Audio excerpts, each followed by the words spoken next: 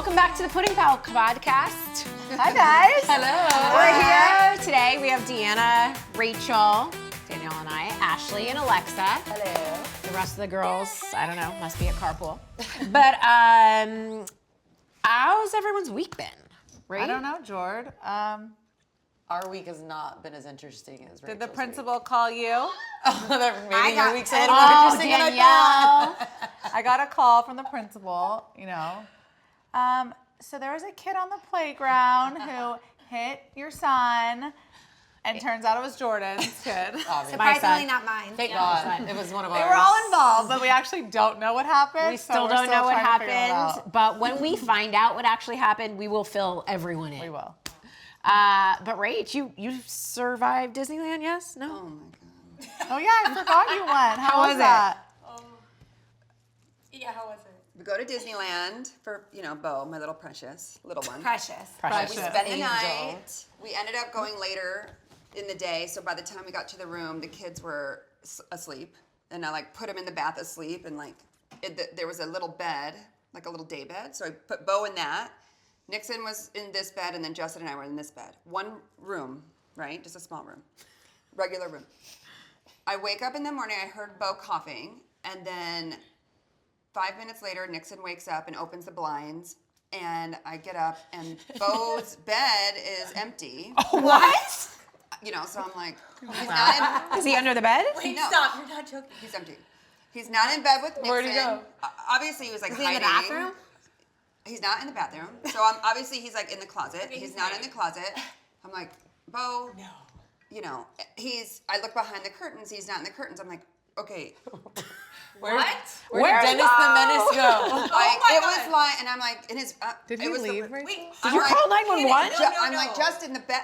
Bo, where's Bo? So we're running around. I mean, like an alien came Running abducted around, him like or in the something. room? In the room, it's a square. I'm like, How big is the room? a Check the room. window. Like, there's not that many places to hide, One room. Rach. So then I'm like, this is so what did freaking he weird.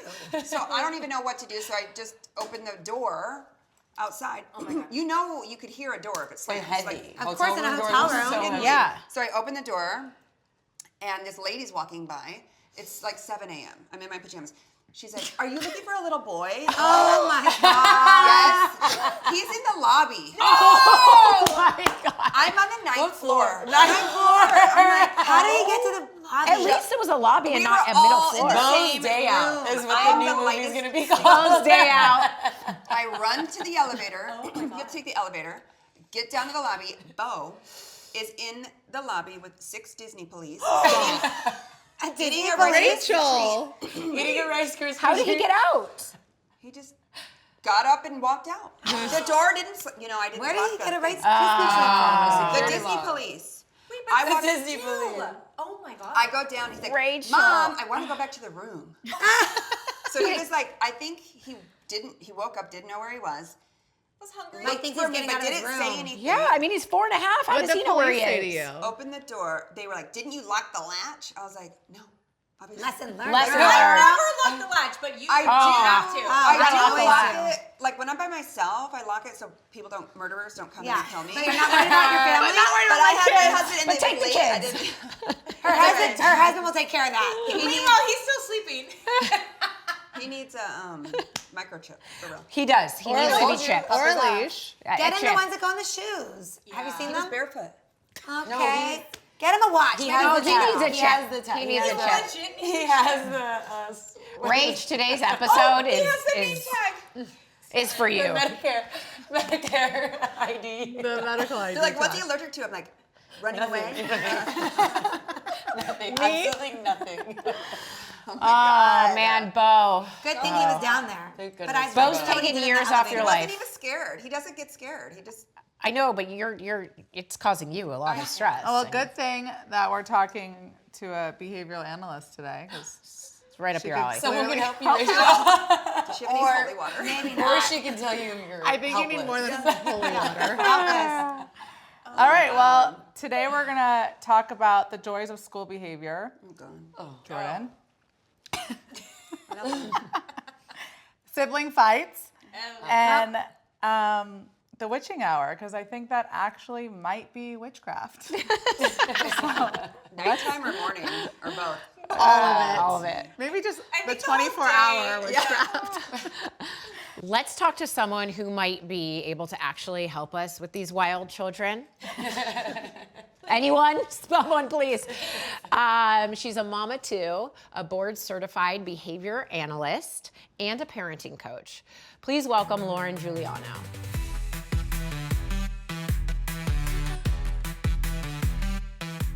Help. Lauren, we need your help. Happy to help.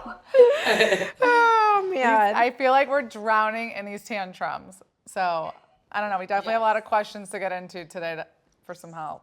I think we are always talking about mornings in our houses, okay? Mornings in our houses. We're asking each other, whose house is the loudest? Why is there so much screaming between my sons, myself, me at them? Hurry up, we have to go. We could wake up 3 hours early. We're still 20 minutes late. What is going on in my house, and how do I make the madness stop? I think this is like a very common problem that a lot of us have in the mornings. It's chaos. It's people running around. Parents are trying to get ready for the day, for work. Even if they're staying at home, there's tons of things to always be doing. Kids are kind of milling around, maybe playing with stuff. We need them to be getting ready. They're not getting ready. It's just constantly battles, right? So I would love to ask you a little bit further, like, is there a specific action in the morning? Like, are your kids like delaying getting ready? Are they running away when you try to get their coat on? Like, what's exactly going on? Definitely delaying getting It's like ready. it's like the last 5 minutes before you get out the door. For me, it's when Like all they'll of be it. dressed and ready Yeah. to go, but then their shoes aren't on. Yeah. Or they Okay, haven't fine, brushed their I teeth. To The get your teeth, shoes the on brushing 20 the minutes teeth. ago. Yeah. Like, get your shoes on. And the brushing the teeth is like, and sometimes I forego it because I'm like, okay, just get in the Yeah. car. Oh, not me. I will not let them go to school. I I'm mean, like, we'll be late. Brush those teeth. Exactly. I let it go because I don't want to fight. I pick my fights, but that should be Yeah. good. For me, it's the basketball hoop in the garage on the way out the door. Like, my one son can only end on a make. Oh, No yes. way. And Oh, we could be there God, for yes. 25 minutes before he has bad luck days. You know, you can be 20 minutes ahead and be 20 minutes late. It is never fails. My house is a zoo in the morning. How do I stop this? This is something that's very common across households everywhere. Is morning is always a struggle and a battle. So a few tips here. One is to be very proactive. So this means set up your environment to work for you and not against you. So if your kids have toys that are really fun and they really love playing with them and it's hard to transition off of, or maybe it's the TV or the iPad, put those things away the night before. But what about when they find them? Put them high. They can't reach high. You have short kids. Okay. Excuse. Yes, put those things away because it's a lot harder to transition off of something that's super fun or really preferred than something that's still like a nice toy that they have, but you know, maybe it's not the most fun toy. Leave those ones out, but put the most fun ones away the night before. Next, set up your environment to work for you. If getting their shoes on is really a struggle, set up their room to have their shoes in there. And I know we don't always love having our kids' shoes on in the house, but if that's always a struggle, get ahead of it before it happens. So put their shoes right in the room with their outfit. So when they get up in the morning, the first thing they do is get their clothes on and their shoes on. It eliminates that battle down the line. So just shaping your environment to work for you so you're not chasing after it later in the morning when everyone's trying to get out the door. Do you feel your kids are so slow though? And like my you're Lord. constantly, you're like, Yeah. I don't understand. Why are you moving like molasses? Yeah. Like, just go. Like, I just feel like Go is the everything is a production. Even the seatbelt. Oh, Don't get Danielle on the don't get me started. My on chaos the might be seatbelt. more in the physical car, you guys, than in the house. Yeah. Yeah. And it's a small space, so when I scream, Yeah. it's pretty loud. Yeah. But those are great tips. I think like the shoes in the room, like For sure. I'm setting willing yourself up to for give up my floors for them to have their shoes on. And something to help with the slowness is, and this works great with my 4-year-old son, is turn everything into a race. Who's going to get their shoes on faster? Who's going to get their seatbelts on faster? Can you get in your seat faster than I can get your sister into her seat? Make it a race. Make it super engaging. The more you're excited about it, the more they're going to get into it and try to beat you. So it kind of speeds it up. I do that, and my boys now expect V-Bucks because, well, if I win, I get She didn't say bribe them. Deanna. She didn't. You're right. She didn't. It's Yeah, because very hard. they're older, they don't really care. A race When they is get now- home, Bribe them with like candy. They like candy. Yeah. And it's the morning, send them True. to school, After sugar it they up. brush Who their cares? teeth. Yeah. Yes. Bigger battles. Let's see what other things about our kids that just Rach? drive us nuts. okay, my biggest problem, well, I have a lot of problems. The one I'm dealing with now is my 9-year-old and my 5-year-old have become friends, and they're teaming up on me. My precious little one is trying to be cool, and they team up, and I cannot get through to them, and I feel like I'm in the middle of a tornado, and there's nothing I can do, and they know it, and they do it in public, and I'm like in line at the airport or something like that, and they are nuts, and it's so embarrassing, and I'm powerless, and I don't know what to do. Okay, so I would say, especially if you're like in public spaces, again, let's try to be proactive about this, because I get it, the embarrassment you feel of like your kids are acting out and you're trying to be composed because everyone is around you and you're so panicked that everyone's looking at you. You start sweating, like it's awful. So exactly. So I want you to be proactive with this. So before you get to the store or to the airport, wherever you're going, you're going to go over like 3 ground rules. Like, okay, when we're in the store, you're going to stay right by mom. You're going to use inside voice, and always, what's the next one? Like, stay right by my side, whatever the rule is, right? Or keep your hands off each other. Like, that could be one of your rules. So 3 concrete rules, very easy to understand. And as they're doing it in the store or the airport, you're going to call it out. Hey, I love how you're staying right by mom. Hey, nice using your inside voice. I like how you guys are playing so nicely together. So you're going to give that verbal praise kind of throughout. And again, ahead of time, I would set up some reinforcement. So, hey, if you're able to go to the store and do X, Y, and Z, at the end, you can pick out a little treat. If we're able to do that. If they're not, then we don't get it. But we're not going to even introduce that. We're going to focus on the positives. And again, it's got to be, you're calling it out as you see it. I find a lot of times parents wait until their kids are fighting or doing something we don't like to call that out versus calling out the good consistently. The more we call it out, the more we're likely we're going to see it. And if you have one that's defiant and likes to push your buttons, what do you do then? Because it's true. Get like, rid of 'em. My Just one will follow that advice. I can call him out, and he likes to make me happy. The other one likes to make me not happy. Sounds like my house. It's what do I do? Just, I guess, say, okay, when we get home, you're gonna have a consequence, and then follow through with it. You could do that. If it's okay, I'd love to find out a little bit more. So when your child's being defiant, could you give me like an exact concrete scenario, like maybe one that happened? Could give you 1,000. I could give you a few about hers. Give one. I can't even think. There's so many. I have kind of similar. So I have 3 boys and one is more defiant. So let's just say we're at a birthday party and that one child has decided to go haywire, hit a kid, be mean to a kid, spit. Who knows what they're going to do, right? Am I supposed to take all 3 of them home? Yeah. Or what is the proper consequence? Because we have similar situations.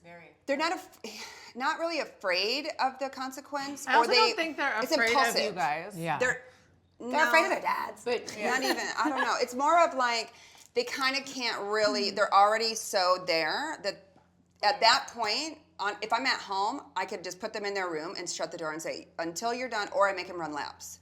And then he calms down. I swear, it works. She's like, And I give them like feedback, so like, or Yeah. not even feedback, just background. My son has ADHD, mine and too. I find him because like it's normal for them to have emotional tolls that are like uncontrollable. So I Yeah. feel like yesterday we had it, or 2 days ago we had it, where he got so upset and he like goes off on the whim and like says all these crazy things. Yeah. And I have to remind him like, hey, like I understand you're upset, but you can't speak this way, or this might not be something you actually mean later on. Yeah.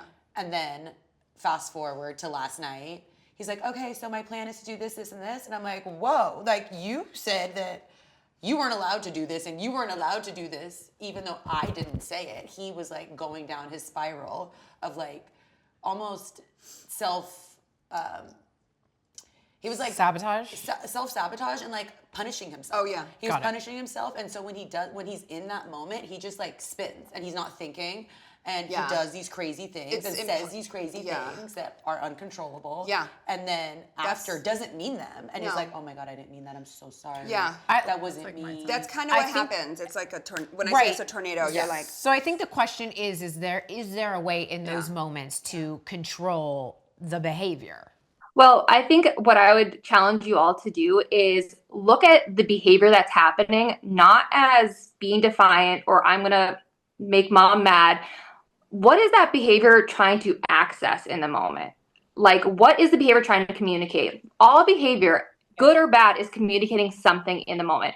I like something. I don't like something. I want something. Hey, mom, look at me. Yeah. Every behavior that they engage in has a reason. And if we can figure out what that reason is, we can then teach them the replacement skill to still access what they're trying to get with that challenging behavior, but they get it in a more functional way. So let's say, two siblings are playing and the other one smacks the other one because they want the toy, right? But we punish them. We're like, okay, go sit on the stairs. You just hit your brother. That doesn't really solve the problem because the next time he wants the toy, he's still going to smack his sibling because that's how he knows how to communicate. So punishment doesn't always work because we're just taking them out of the scenario. So what we want to do is first figure out why they're engaging in that specific behavior and then teach the replacement skills. So with that child who hits to get the toy, I'm going to work on something like, can I have it? Can I have a turn? Like those simple phrases, and prompt him in those moments to then get access to the toy. So we show that the hit doesn't get him what he wants, but using the words does.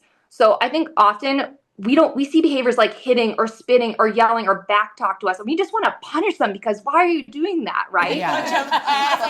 You're done. Impulse is to punch.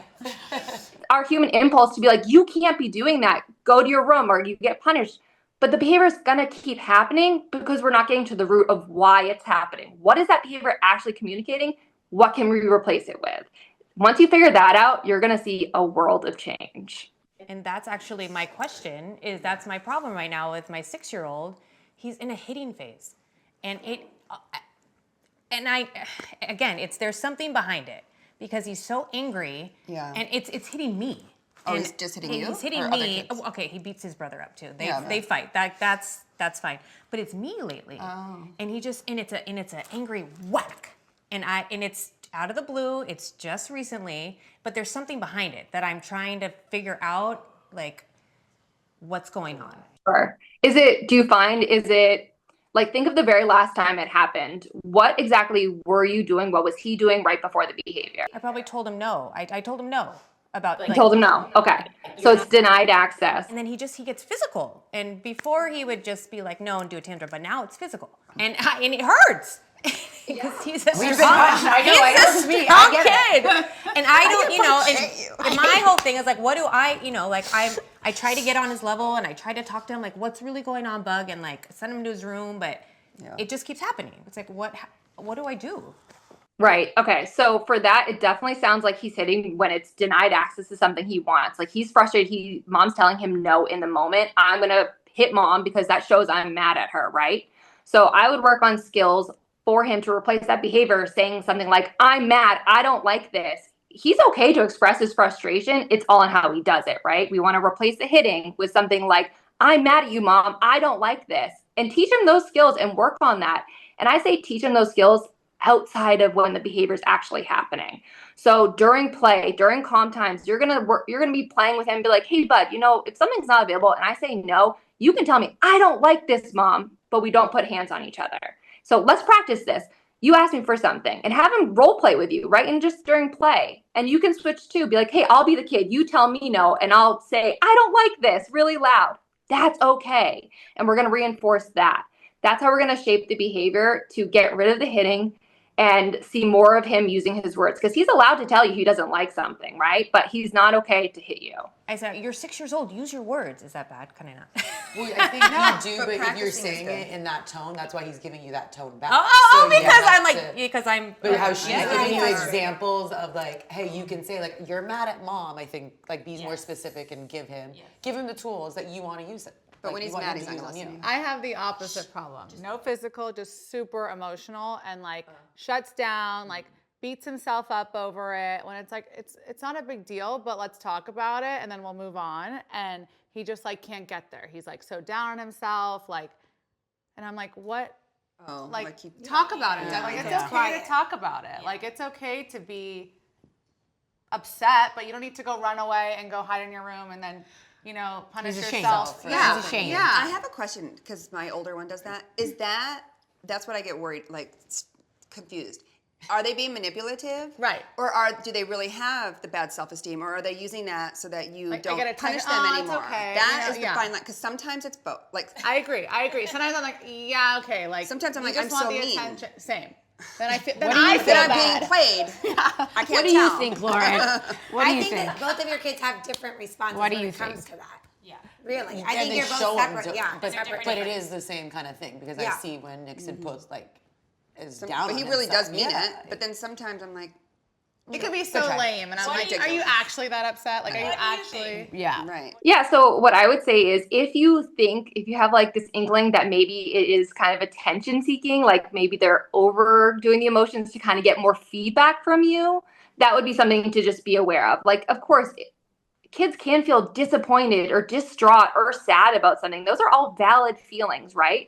But I'd say the best way to do it is maybe recognize it, but then shift directions, redirect, pull, like show that you are moving on from it in a way that's supportive and confident. So they realize, hey, I'm not getting tons of feedback from mom when I'm just moping around, but I do get a lot of feedback when I start re-engaging and talking, nicely, more appropriately with mom. So I think it's totally okay to see that your child is upset, but if you think it's more than that, like they're trying to get more of a response from you, recognize that is what it could be and don't give more attention to it. Recognize it one time and then move on from it and redirect your attention and give more attention for when they're interacting in a way that's positive, that's polite, that's engaging in a way that's not like the moping around that maybe you're seeing. That's good advice. Yeah, no, Yeah. for sure. I mean, he came down. He's like, I'm so sorry about last time. Like Declan, like that was. We moved on from Yeah. that. Like we're past that. He's holding like on he to holds it. on to so much, and it's just like I feel so bad. But then I'm like, Yeah. Emotional. yeah, he's so emotional. Emo. And some kids just are more sensitive too. What about one that just says, I don't care? I don't care if you took this from me. I don't care if we have to leave. I don't care that I'm not going to be able to Go to a friend's. go to friends. Whatever it is, when they're hot-headed, I don't care. So I just wouldn't give attention to those phrases. Like if he says it, I wouldn't even acknowledge it. Like in your head, you can be like, great, you don't care, and just move on from it. He's looking for that power struggle. He's looking for you to come back and be like, what do you mean you don't care? Of course, like he's kind of trying to seek that out. Show him those words mean nothing to you. So you can say that, that's fine. Like, I just wouldn't even acknowledge it. I guess, in other words, if he doesn't care, neither do I. I don't care either. Yeah. This is a situation. Who Maybe you just make that cares? sentence. Who cares? I'd just be like, okay, and just carry on your day. I wouldn't even acknowledge it. Yeah. Okay, I have a question. I have a daughter who's 4.5 and truly believes she's as old as her 9-year-old brother and like very bossy, very independent, does not want help until she like needs it. And when she needs it that second. But recently she's been wanting to explore wiping her tushy by herself, and she's not telling me when she needs it. So I'm not finding out until like bath time, and I'm like, oh my God, like, your underwear, you've been smelling like this all day. Just skid marks. And she is very sensitive down there, so she like will get a rash, and I have to explain that to her, like, okay, like when you don't wipe correctly, like we have to use this. And but the poop thing, she does not care. And she's like, Mom, it's fine, I can do it myself. So how do I encourage her to do it, but also encourage her to tell me, like, yo, you can do the pee by yourself, but maybe the poop, we're waiting till you're at least like 5.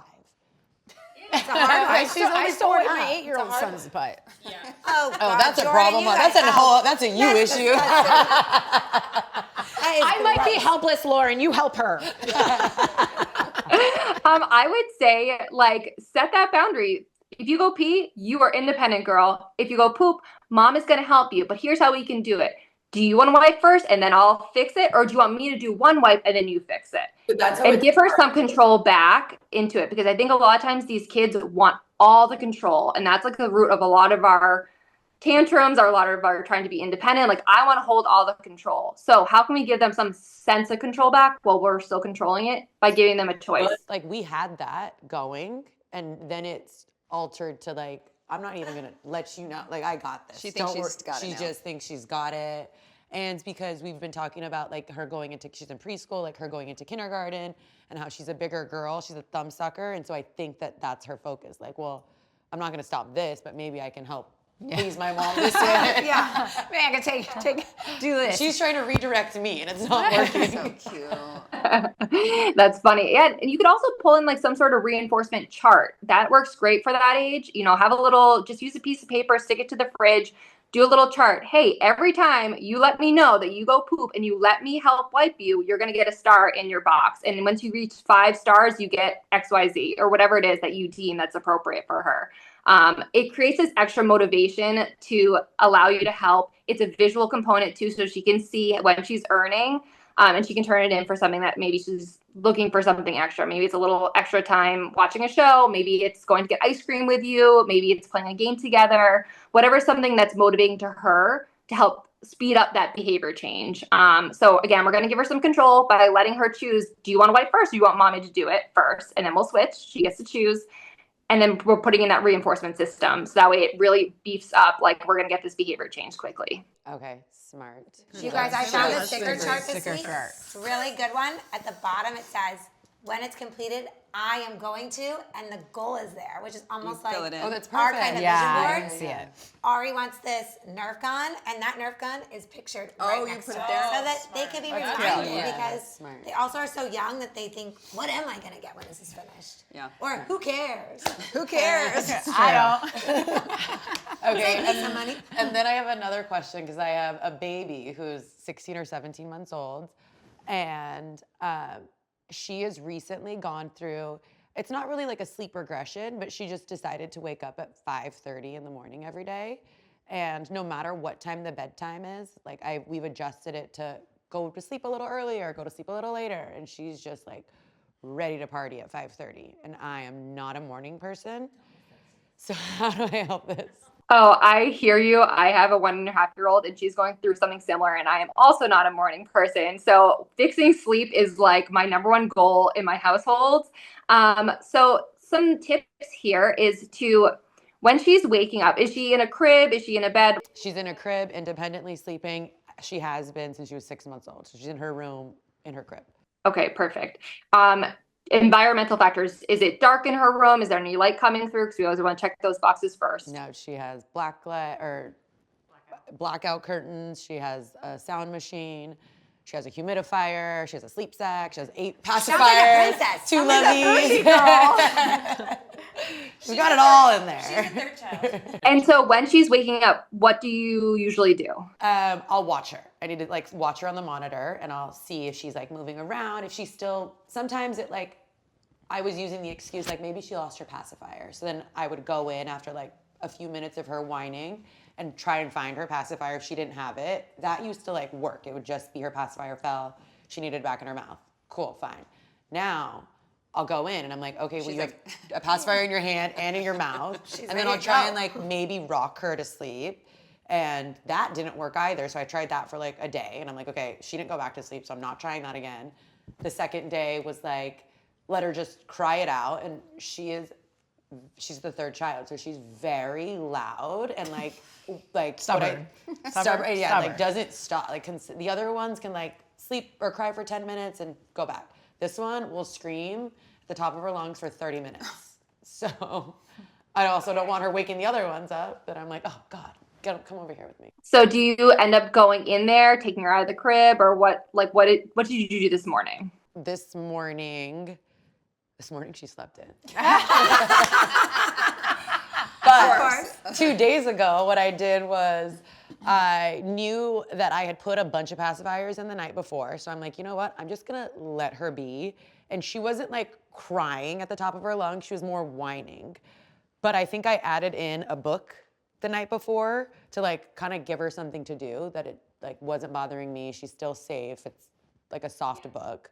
But maybe that's what the click was that changed, because now she's gone.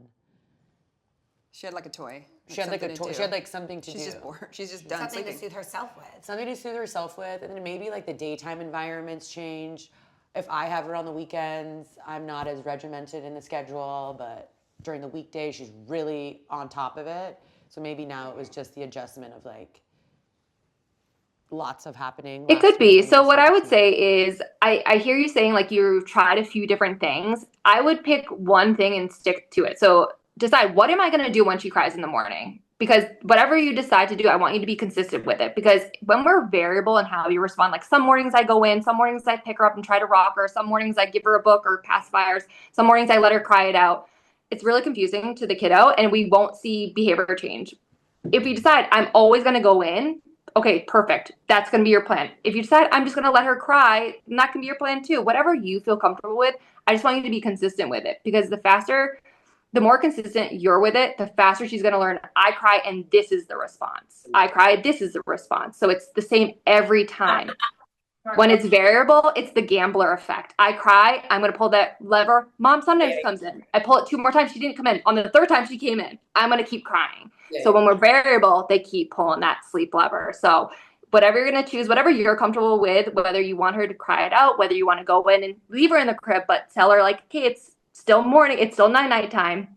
I'll be back in an hour. Whatever you choose that you're comfortable with, just stick with it. So she learns quickly, I cry and this is what happens. Nothing else happens. And that will help shape the behavior to get her hopefully back on track. That's so smart. Thank you.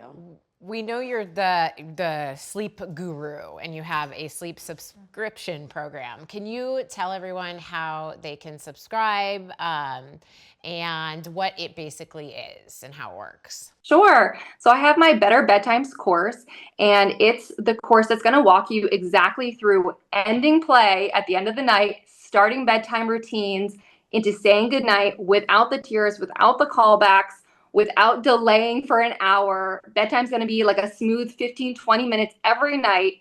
Your child's not going to get out of bed in the middle of the night, but if they do, I give you an exact plan of how to get them back, and so it's not happening again throughout the rest of the week.